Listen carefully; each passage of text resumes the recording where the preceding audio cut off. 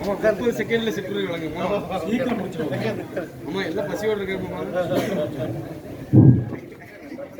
புகழும் புகழ்ச்சியும் இறைவன் ஒருவனுக்கு.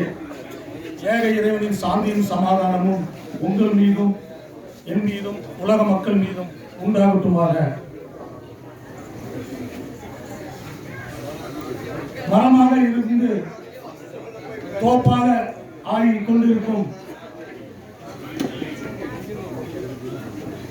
மக்களின் பசியை தினந்தோறும் தீர்க்கும் அனாதையே இல்லை அனைவரும் சொந்தம் என்று கோவையில் புகழ்பெற்று விளங்கும் ஜீவசாந்தி அறக்கட்டளை நடத்தும் தமிழ்நாடு அரசு சிறுபான்மை ஆணையத்தின் உறுப்பினராக பொறுப்பேற்று பொறுப்பு கொடுத்த தமிழக முதல்வர் மாண்புமிகு தங்க தளபதியார் அவர்களுக்கும் அமைச்சர் உதயநிதி ஸ்டாலின் அவர்களுக்கும் அமைச்சர் மஸ்தான் அவர்களுக்கும் இந்த நேரத்தில் நன்றியை தெரிவித்துக் கொள்கிறேன். மேலும்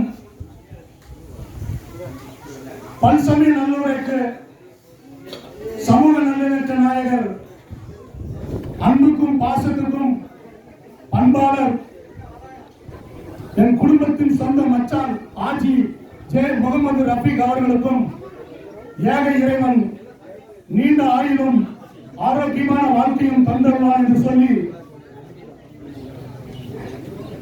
ஜீவசாந்தி ஒரு நபர் அல்ல, அது ஒரு இயக்கம். அவர்கள் அத்தனை பேருக்கும் வயநாடு சென்று அங்கு பணியாற்றி வந்த அங்கு மறைந்த தொப்புள்படி உறவுகளுக்கும்